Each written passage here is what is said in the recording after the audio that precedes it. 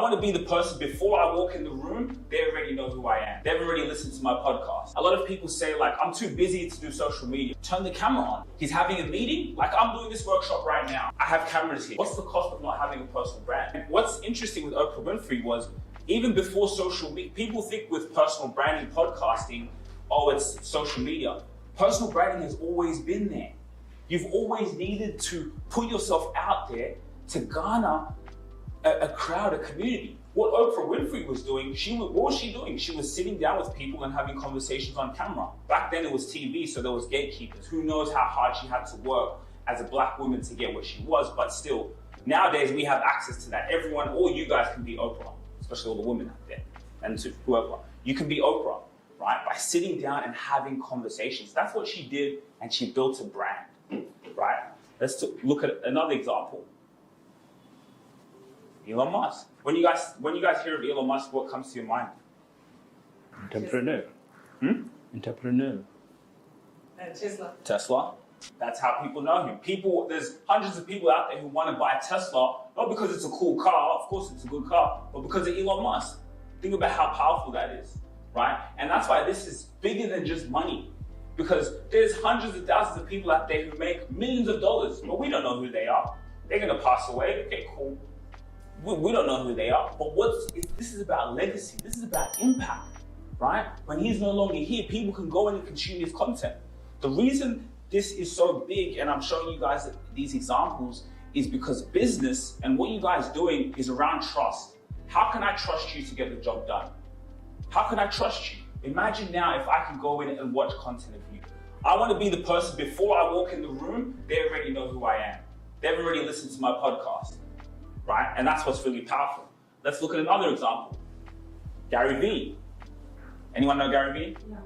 When you think of Gary Vee, what comes into mind first? Marketing content. He's 24/7. He record everything. He said that the strategy is you don't need to plan it. So you need to just carry it on your phone and then just film everything. You're gonna have an opportunity to do that and take it. Great entrepreneur that a lot of you guys have seen his content. What I like about Gary Vee is when I went back to watch his videos, a lot of people say like, I'm too busy to do social media. That's the number one thing. I'm too busy. This is all about documenting. And that's why you'll see podcasting becomes a huge role in this. But all Gary Vee did was just turn the camera on. He's having a meeting. Like I'm doing this workshop right now. I have cameras here. Why? I would have done this workshop in this room. It would have been fabulous. But there's hundreds of thousands of other people who want to hear exactly what I'm talking about.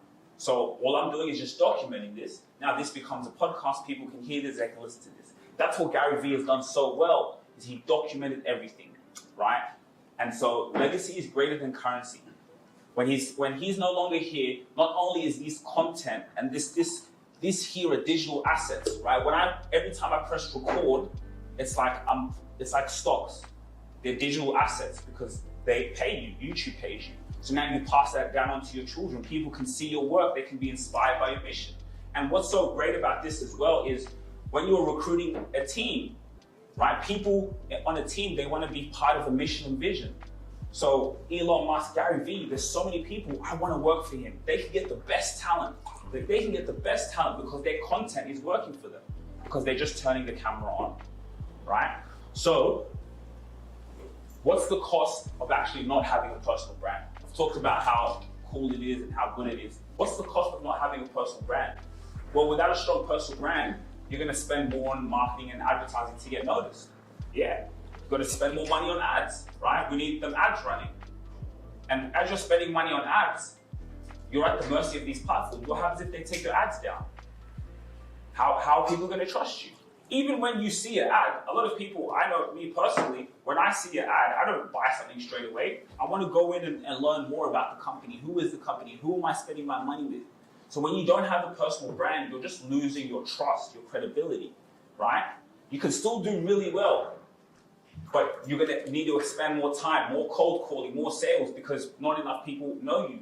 So now you could have a potential opportunity and you're a startup founder, you're building something from the grassroots, you need an investor. But there's someone out there who actually has a personal brand that they can go in and watch it, consume their content. They're gonna get the opportunity before you because no one can consume your content. So that's the cost of not having a personal brand.